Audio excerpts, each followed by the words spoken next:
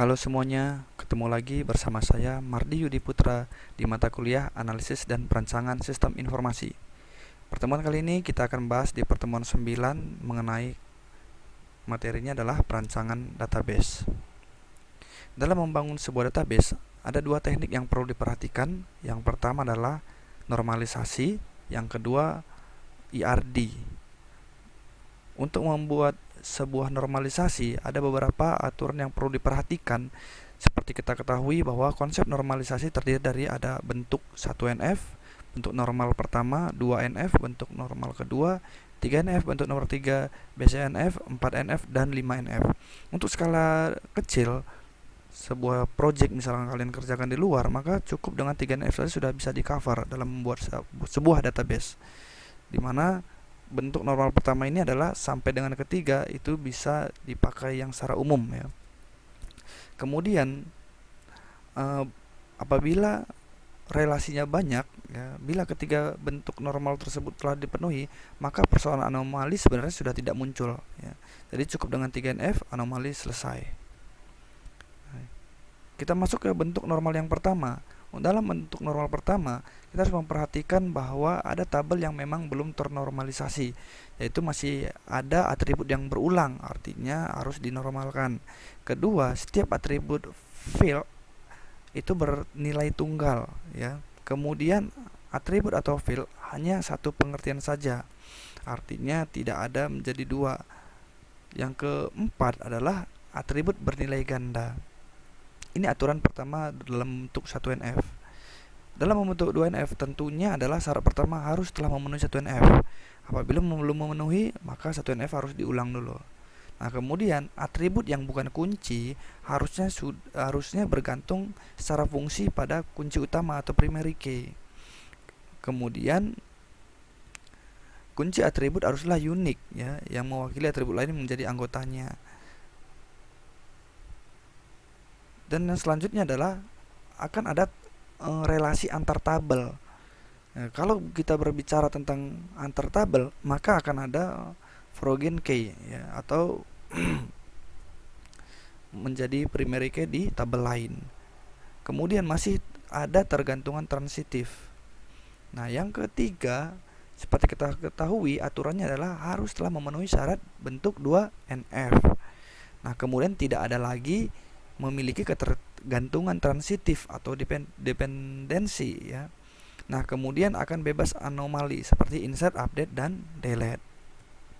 Nah, ini dia konsep yang kedua adalah membuat langsung database ya. Tadi ada dua teknik dalam membuat database. Yang kedua adalah membuat langsung IRD maksudnya ya. IRD adalah entity relationship yang biasa digunakan dalam memodelkan sebuah basis data dalam sebuah sistem informasi. Berikut ini ada beberapa simbol yang perlu diperhatikan dalam membangun IRD. Yang pertama adalah sebuah entitas, yang kedua relasi, yang ketiga atribut atau field, yang ketiga adalah hubungan. Nah, ini adalah sebuah contoh kasus yang ada pada sebuah Honda ya. Kita lihat bahwa terdiri dari ada bond di tanggal 25 dan tanggal 26.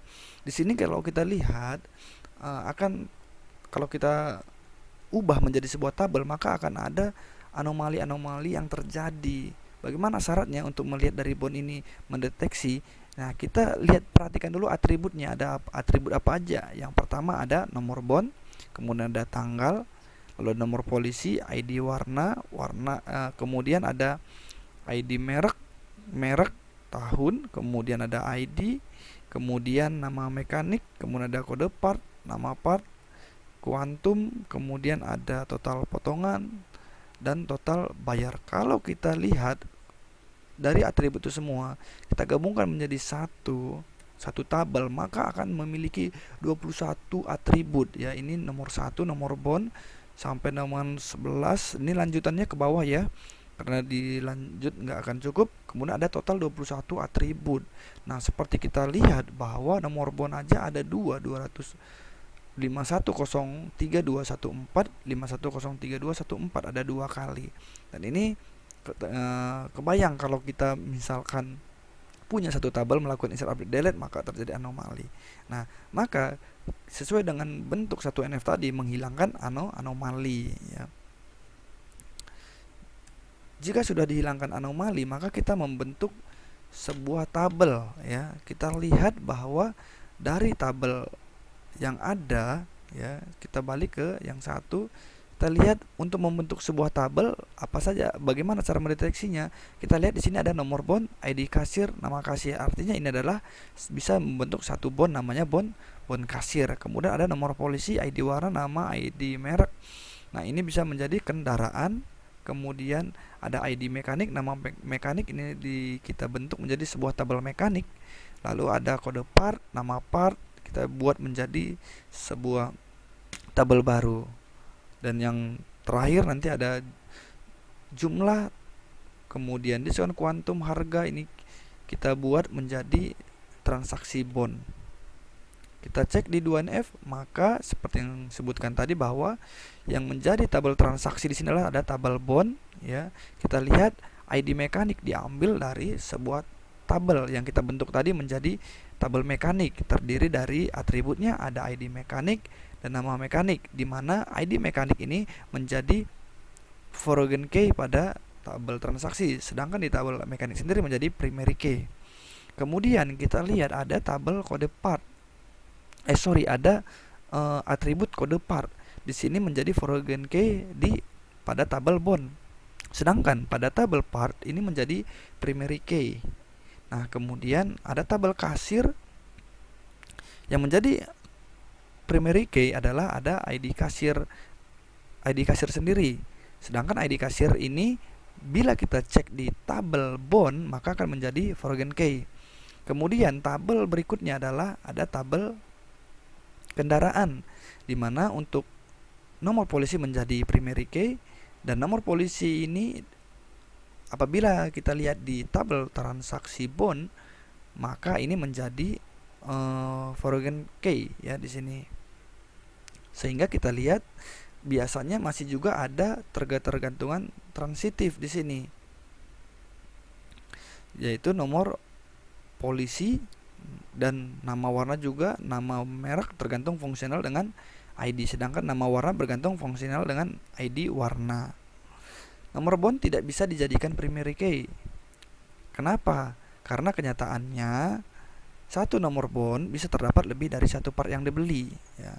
Sehingga kita perlu melakukan dekomposisi menjadi tabel dari 2NF di 3NF. Kita menjadikan dua tabel ya, menjadi di tabel 3NF kita bentuk tabel baru, di mana tabel bond ini tadi kita bentuk menjadi tabel baru, yaitu tabel transaksi bond. Ada tabel bond dan ada tabel transaksi. Kemudian pada bentuk 3NF ini sudah menghilangkan ketergantungan transitif ya. Kemudian kita lihat ID mekanik ini menjadi primary key pada tabel mekanik, sedangkan di bond dia menjadi ID mekanik menjadi primary foreign key. Kemudian kalau kita lihat nomor bond pada tabel bond ini menjadi primary key, sedangkan di transaksi bond dia menjadi primary key dan juga menjadi foreign key ya. Seperti ini. Kemudian ada tabel baru yaitu part juga warna ya. Dari kendaraan tadi kita buatkan tabel warna dan tabel merek, di mana primary key ID merek ini menjadi foreign key pada kendaraan. Warna juga sama ya. ID warna itu menjadi foreign key pada tabel kendaraan. Yang menjadi primary key-nya di sinilah nomor polisi. Sedangkan sini ID kasir, sini ID warna, kemudian ini kode part, kemudian sini yang sudah disebutkan tadi ya. Nah, dalam bentuk 3NF ini kita lihat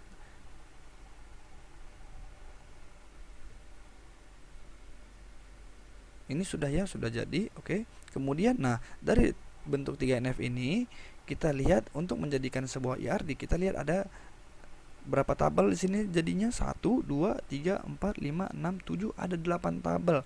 Nah, dengan seperti ini akan lebih mudah membuat jadi IR-nya karena semuanya sudah terhubung menjadi satu. Seperti kita lihat bahwa pada tabel bond menjadi primary key ini adalah nomor bond. Kemudian menjadi primary key-nya adalah ada ID kasir, nomor polisi, dan ID mekanik ya. Kemudian transaksi bond ini menjadi primary key-nya adalah nomor bond dan kode part. Ini menjadi primary key dan foreign key. Nah, dengan adanya foreign key maka setiap tabel akan menjadi relasi ya. Apabila tabel yang belum ada foreign key berarti tabel tersebut sebenarnya belum ada relasinya, sehingga dengan ada relasi memudahkan kita mendeteksi bahwa menjadi IRD. Sebenarnya ini sudah dalam bentuk IRD ya. Kita coba cek. Kita tadi lihat ada tabel bond, transaksi, dan mekanik ya. Nah, di sini ada tabel bond, kemudian transaksi dan mekanik. Berarti ini udah bisa membentuk dari gambar yang tadi menjadi sebuah IRD ya. Nah, kemudian setelah membentuk, kita buat sebuah entitas, ada nama tabel yang di sini kita konversi menjadi entitas. Sederhananya seperti itu. Sehingga kita buat ada entitas bond, entitas mekanik, kemudian ada transaksi, dan seterusnya. Kemudian kita keluarkan menjadi yang mekanik, yang menjadi primary key adalah ID mekanik. Disimbolkan menjadi sebuah bintang ya, tanda bintang ini artinya primary key. Kemudian sedangkan yang ini adalah sebuah bentuk relasi, dan satu dan ini adalah sebuah hubungan satu to many. Sedangkan bond ini many ke kasir itu satu ke n, kemudian satu ke many, dan bond ke kendaraan many ke satu. Nah, model lain dalam sebuah IRD bisa seperti ini, atau yang kedua adalah kita memunculkan sebuah atributnya ya. Setelah kita buatkan entitas dan hubungannya semuanya, maka kita munculkan atributnya. Atributnya misalkan mekanik, ada 2 ID mekanik dan nama mekanik. Yang menjadi primary key adalah ID mekanik. Kemudian di sini juga kita lihat ada yang menjadi primary key adalah ID merek, sedangkan warna ini menjadi foreign key ya. Ada dua bintang berarti foreign key. Ada 2 bintang berarti menjadi primary key dan foreign key. Seperti kita lihat di transaksi bond ini, entitas transaksi bond memiliki nomor bond, kode part, dan quantum. Artinya pada nomor bond dan kode part ini menjadi primary key sekaligus foreign key.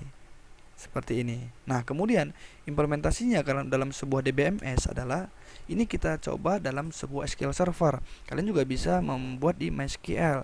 Misalkan kalau buka PHP MyAdmin, itu juga bisa direlasikan bentuknya seperti ini ya. Maka kita lihat bahwa nomor polisi di sini sebagai primary key, maka menjadi hubungannya many to one. Ini ada one, sedangkan ini logo many ya. ID warna ini menjadi primary key di warna, sedangkan di kendaraan dia menjadi foreign key, sehingga hubungannya adalah satu to many. Ini implementasi diagram pada SQL Server. Nah, kalian bisa coba di MySQL biasa. Oke, cukup sekian dari saya, mudah-mudahan bermanfaat. Sampai ketemu kembali. Selamat siang.